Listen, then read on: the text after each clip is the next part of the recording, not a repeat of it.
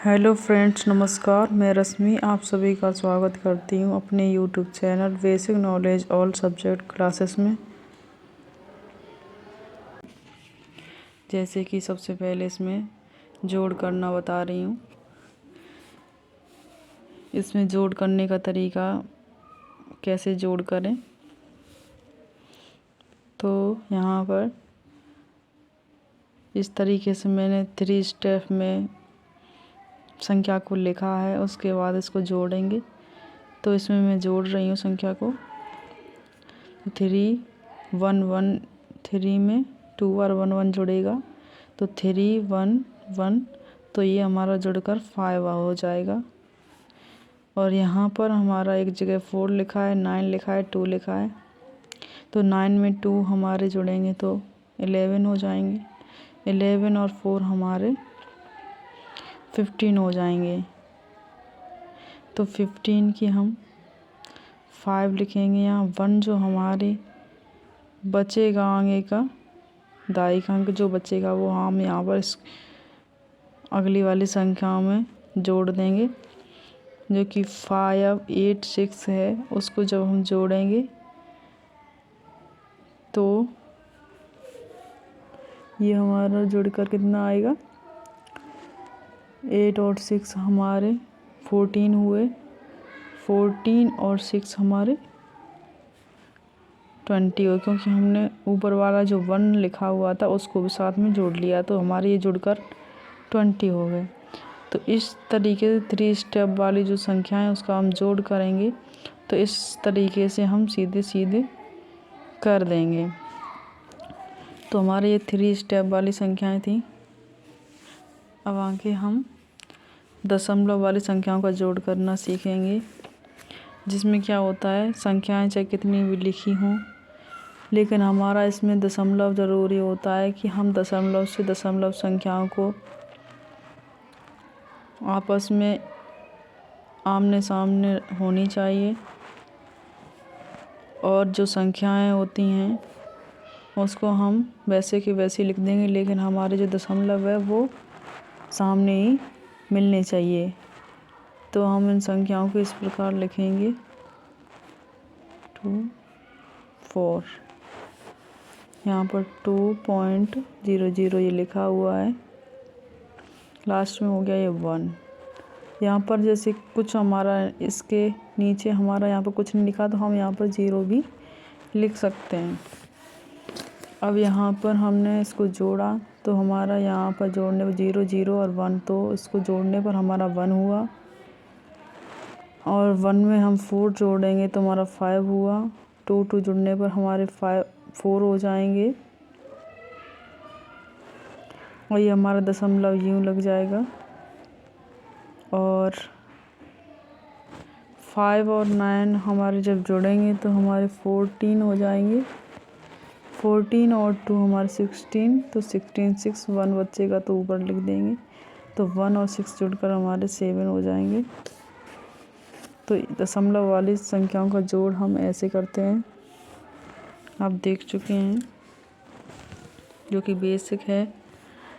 अब यहाँ पर हम गुणा करने के 2 तरीके देखेंगे। जैसे कि द्वितीय क्या होते हैं, 6 होते हैं। सिंपल तरीके से करना, जैसे सभी बेसिक जानते हैं इसको करना। 2 दूनी 4, और इसको 1 से इसको करेंगे तो ये सेम संख्या हमारी लिख कर आ जाएंगी। यहाँ मल्टीप्लाई का चिन्ह लग जाएगा। तो 3 और 2,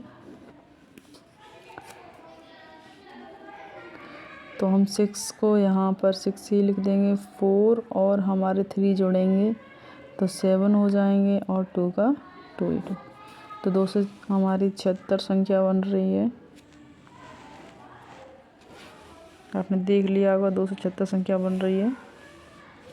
अब यहाँ पर हम दूसरा सिंपल, जैसे और जल्दी में हम मल्टीप्लाई करें तो कैसे करें। जैसे कि हमको पता है कि 13 का हमें टेबल आता है, मतलब पहाड़ा आता है हमको 13 का, तो हम वो सिंपल कैसे कर सकते हैं। हम डायरेक्ट ही 13 पूरे को लेते हैं और इसको 4 से 4 बार पहाड़ा पढ़ते थे। तो 13 एकन 13, 13 13 एकन 13, 13 दूनी 26, 13 तीन 39, 13 चौक 52। 52 की हम कितनी 2 लिख देंगे और 5 जो बचेगा वो हम यहाँ पर लिख देंगे जोड़ने के लिए। और 13 दूनी 26 और 5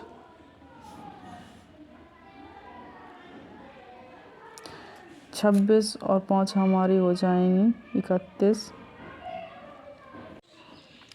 जैसा कि मैंने यहाँ पर सॉल्व किया है, 13 चौक 52 की 2 और 5 हासिल करती थी, तो 13 दूनी 26, 26 5 हमारा 31 हो जाएगा। तो हम इस तरीके से सिंपल तरीके से भी कर सकते हैं मल्टीप्लाई को, इस तरीके से ना करके इस तरीके से हम करना चाहें, ये जल्दबाजी में हम कर सकते हैं जब हमें संख्या प्राप्त करनी होती है जल्दी में तभी। अब हम अपनी इस संख्या पर आते हैं, इसमें इसको सॉल्व करके बताते हैं कि हम इस तरीके की संख्या लिखी हो तो हम इसको कैसे सॉल्व करेंगे। जैसे यहाँ पर 8 लिखा हुआ है, कोष्टक में x-2 लिखा हुआ है, तो हम इसके अंदर मल्टीप्लाई करेंगे तो आगे संख्या क्या आएगी, यानी अंदर हम गुणा करेंगे तो हमारी आगे संख्या क्या आएगी।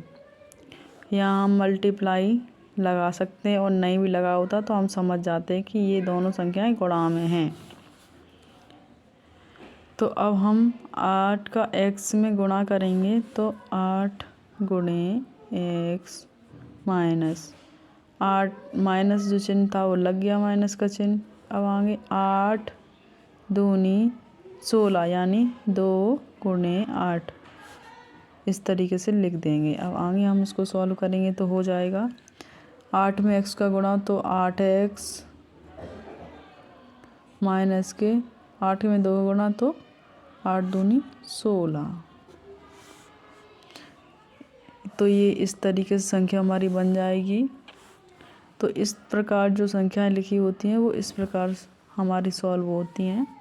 अब हम इस पे आ जाते हैं, ऐसे ये सॉल्व होगा कैसे, 6 गुणे -2, जैसे इसकी ये वाली 6 का -2 में गुणा होगा तो ये लिख जाएगा, बाकी के ये माइनस का चिन्ह है वो ये माइनस का चिन्ह लिख जाएगा।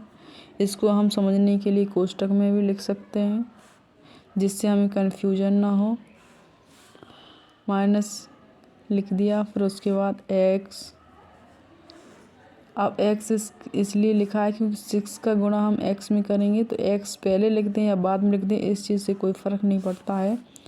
तो x गुणे हम 6 कर देंगे क्योंकि पहले तो 6 - 2 गुणे हो गया, अब माइनस का चिन्ह ये लग गया, फिर x गुणे 6 हो गया। तो इस प्रकार ये संख्या बन गई। आगे हम सॉल्व करेंगे तो 6 2 जा 12 हो जाएंगे, माइनस के 12 और माइनस के 6x हो जाएगा ये। तो ये हमारी संख्या हो जाएगी, यही हमारा आंसर है। आगे हम इसको सॉल्व करते हैं, जैसे आप समझ गए होंगे। इसका इसमें देखिए, इसका 6 का 2 में पहले मल्टीप्लाई किया, फिर 6 का x में किया, ये लिख दी संख्या, फिर आगे इसका मल्टीप्लाई कर दिया, आगे ये हमारी संख्या बन जाएगी। अब 10 का इसमें इस तरीके के क्वेश्चन करते हैं, कैसे होंगे सॉल्व। अब 10 ये हम लिख देंगे माइनस, पहले 10 का मल्टीप्लाई a में होगा, फिर 10 का मल्टीप्लाई b में होगा तो 10b। इस संख्या को हम इस प्रकार भी लिख सकते हैं। तो ये यहीं तक सॉल्व हो।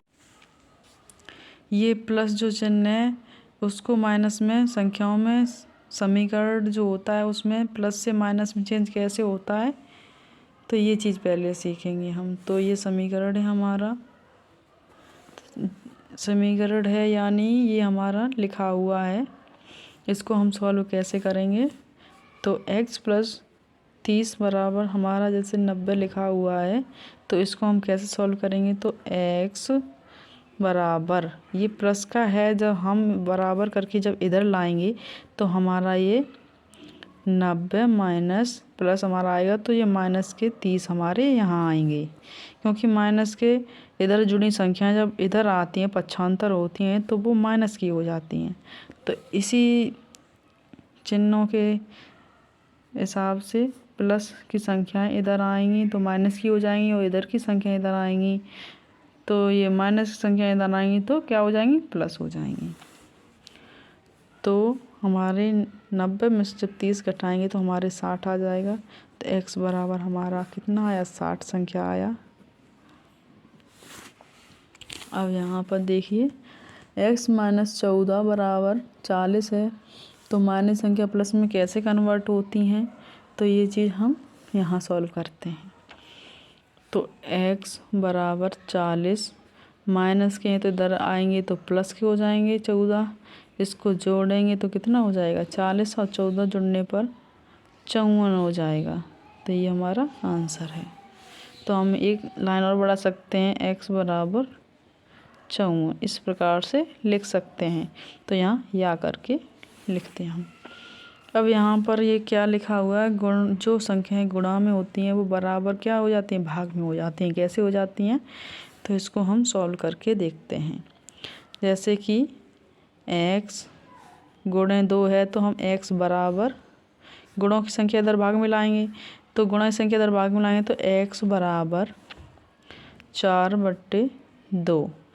तो जब गुणों की संख्या जब इधर पक्षांतर होती है तो वो भाग में पहुंच जाती है या बन जाती है। तो 2 से हम क्या करेंगे, 4 को भाग देंगे या डिवाइड करेंगे। तो जब भाग देंगे तो कितने बार जाएगा, 2 बार जाएगा। तो x बराबर हमारा कितना आएगा, 2 आएगा।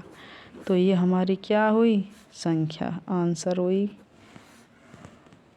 ये हमारा x बराबर 2 आंसर आ गया है। अब यहाँ हम इस संख्या को सॉल्व करते हैं, जो कि भाग बराबर गुणा, यानी भाग से गुणा में संख्या कैसे बदलते हैं। तो 2x/9 बराबर x² लिखा हुआ है। तो 2x बराबर x² गुणे 9। जब भाग की संख्या इधर पक्षांतर होंगी तो वो गुणे में हो जाएंगी, तो हमने इधर गुणा में कर दिया। तो 2x बराबर 9x²। अब हमारा जब दोनों तरफ x है यहाँ x² है तो इसमें से हमारा एक x कट जाएगा, ये स्क्वायर, यानी इसको हम जब तोड़ेंगे x² को तो बराबर x गुणे x होगा। तो यहाँ पर x 2 थी तो यहाँ हमारी एक x इससे कट जाएगी। तो 2 बराबर 9x ये हमारी संख्या आ जाएगी। तो यही हमारा आंसर मान लीजिए, या इसको ऐसे लिख सकते हैं कि 2/9 बराबर x। इसको इस तरीके से भी लिख सकते हैं। तो हमने ये समझा, प्लस से संख्याएं माइनस में कन्वर्ट हो जाती है 75 होने पर, माइनस से प्लस हो जाती हैं, गुणा से भाग हो जाती हैं, भाग से गुणा हो जाती हैं। तो इसी तरीके से हमारी संख्याएं सॉल्व होती हैं पक्षांतर में।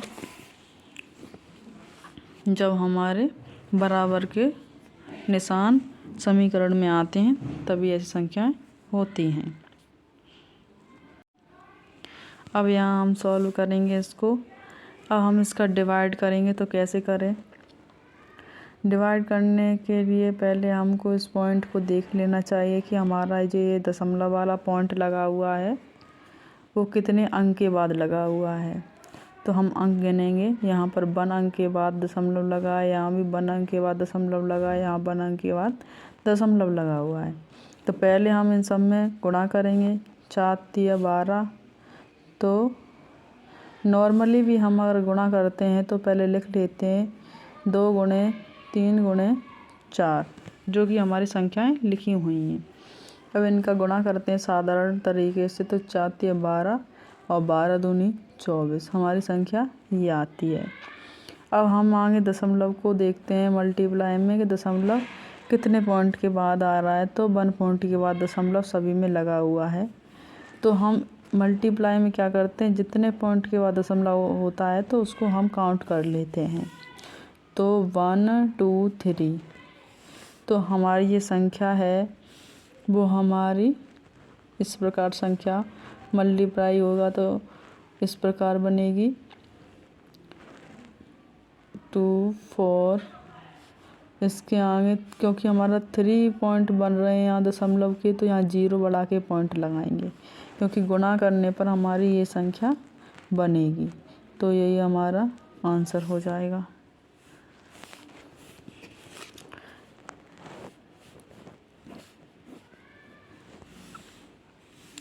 अब यहाँ देखते हैं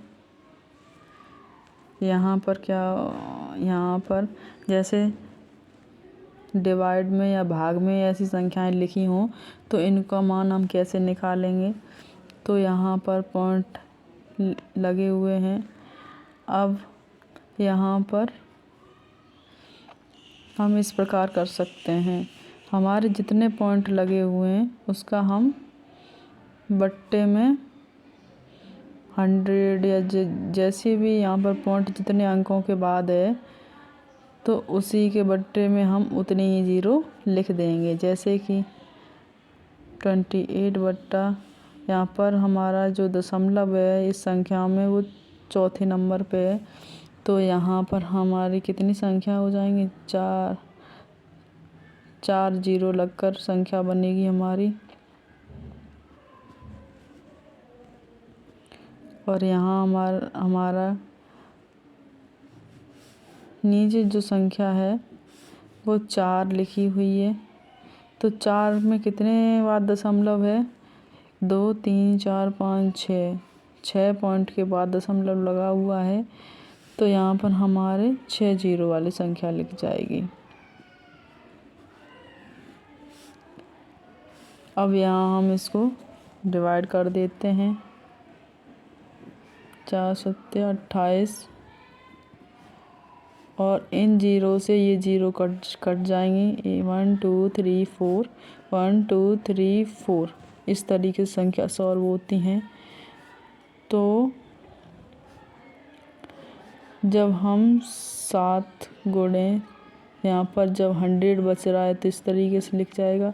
और यहाँ ये सारी संख्याएं कट गई हैं तो यहाँ 1 लिख जाएगा।